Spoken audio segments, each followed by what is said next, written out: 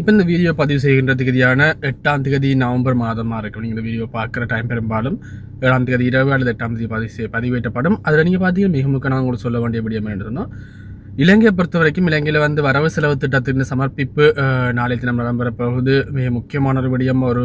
ஒவ்வொரு வருடமும் இலங்கையுடைய ஜனாதிபதி நாள் அங்கீகரிக்கப்பட்ட நிதியமைச்சர் இப்போ இலங்கையை பொறுத்த வரைக்கும் பெரும்பாலான சந்தர்ப்பங்களில் ஜனாதிபதி மஹிந்த ராஜபக்ஷவாக இருக்கலாம், சந்திரிகாவாக இருக்கலாம், அதுக்கு பின்னருக்கு வந்து இந்த ஏனியர்களாக இருக்கலாம், பெரும்பாலும் ரணில், அதே மாதிரி வந்து இப்போ இருக்க அனுரகுமார் திசாநாயக்கவாக இருக்கலாம்.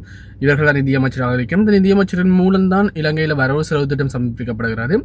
இந்த வரவு செலவு திட்டத்தை பார்த்தீங்கன்னு சொன்னால் அது திட்டம் ஒன்று தான். அதாவது பட்ஜெட்டை பொறுத்த வரைக்கும் அது இருக்கிற எல்லா விடயங்களையும் நடைமுறைப்படுத்தணும்ன்றது எல்லாம் இல்லை. இதில் மிக முக்கியமாக ஒரு அடுத்த வருடத்துக்கான எவ்வளவு வருமானத்தை எதிர்பார்க்கிறோம், அதன் மூலம் என்னென்ன செலவுகள் எதிர்பார்க்கப்படுகிறது, ஒவ்வொரு செலவுகளும் துறை ரீதியாக ஒவ்வொரு டிபார்ட்மெண்ட் ஒவ்வொரு திணைக்களங்கள் ரீதியாக எவ்வளவு எதிர்பார்க்கப்படுது, அதற்கான நடவடிக்கைகள் என்னவாக இருக்குது, இது எல்லாமே தான் இந்த வரவு செலவு சொல்லப்பட்டிருக்குது. ஆனால் நாங்கள் மிக முக்கியமாக நாளைய தினம் வரவு செலவு சமர்ப்பிக்கப்பட்ட பிறகு மிக பல்வேறுபட்ட அலசி ஆராய வேண்டிய விடயம் இருக்குது. துறை ரீதியாக ஒவ்வொரு டிபார்ட்மெண்ட் ரீதியாக எடுகேஷனுக்கு எவ்வளவு, டிஃபென்ஸுக்கு எவ்வளவு, அதே மாதிரி ஒவ்வொரு ஹெல்த்துக்கு எவ்வளவு, இது எல்லாமே நாங்கள் ஆராய்வோம்.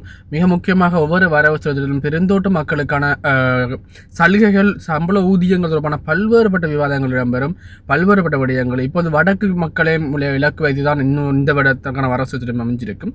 ஆனால் இது எல்லாத்தையும் நாங்கள் ஆராயறதுக்கு முன்னுக்கு கடந்த வருடத்துக்கான வரவு செலவு திட்டம் முன்வைக்கப்பட்டது. அந்த வரவு செலவு திட்டத்தில் வந்து எவ்வளவு விடயங்கள் நடைமுறைப்படுத்தப்படும், பிராக்டிக்கலாக எவ்வளவு செய்யப்பட்டிருக்குது, இன்னும் எவ்வளவு செய்ய வேண்டி இருக்குது, இதற்கான காரணங்கள் இல்லை, ஏன் இவ்வாறான டிலே இந்த அரசாங்கத்தில் இடம்பெற்றிருக்குது என்றதை நாங்கள் சிந்திச்சு பார்க்கணும். இலங்கை அரசாங்கத்தை பொறுத்த வரைக்கும் பல்வேறுபட்ட விதியில் முன்னேற்றம் அடைஞ்சிருக்குது. பல்வேறுபட்டவர்களும் தற்போதைய அரசாங்கம் மிகச்சிறந்த அரசாங்கமாக அண்மை காலத்தில் காணப்படுதுன்னு சொல்லப்பட்டிருந்தாலும் தற்போதைய அரசாங்கத்துக்கும் பிளாக் புள்ளிகள், கருத்த புள்ளிகள் வர ஆரம்பிக்கப்பட்டிருக்கு என்று தான் சொல்ல வேண்டும். அதில் மிக முக்கியமாக தற்போதைய போதைப்பொருள் கடத்தல் மூலமாக கைது செய்யப்பட்டிருக்கிற பிரதேச சபையினுடைய உறுப்பினருடைய கணவர், பாடசாலை அதிபர், இது மட்டும் இல்லாமல் இன்னும் பல்வேறுபட்ட சிறிய நடவடிக்கைகள் இடம்பெற்றிருக்குது. இருந்தாலும் இந்த வருடத்துக்கான வரவு செலவு திட்டம் எப்படி இருக்கும், என்ன மாதிரி இருக்கும் தொடர்பான அலசி ஆராய்ந்து அது தொடர்பான விடயங்கள், அது தொடர்பாக முன்வைக்கப்படுற விவாதங்கள் தொடர்பான எதிர்வினை கருத்துக்கள் எல்லாமே வந்து நாங்கள் எங்களுடைய இந்த யூடியூப் சேனல் சொல்ல போகிறோம். ஸோ பெரும்பாலும் இந்த யூடியூப் சேனல் நீங்கள் சப்ஸ்கிரைப் பண்ணிக்கொள்ளுங்க. ஸோ இந்த யூடியூப் சேனலில் வந்து நாலு மறுதினங்களில் வருகின்ற காலப்பகுதியில் மிக முக்கியமாக இந்த வரவு செலவு திட்டத்தில் என்னென்ன விடயங்கள் சொல்லப்பட்டிருக்குன்னு பார்ப்போம்.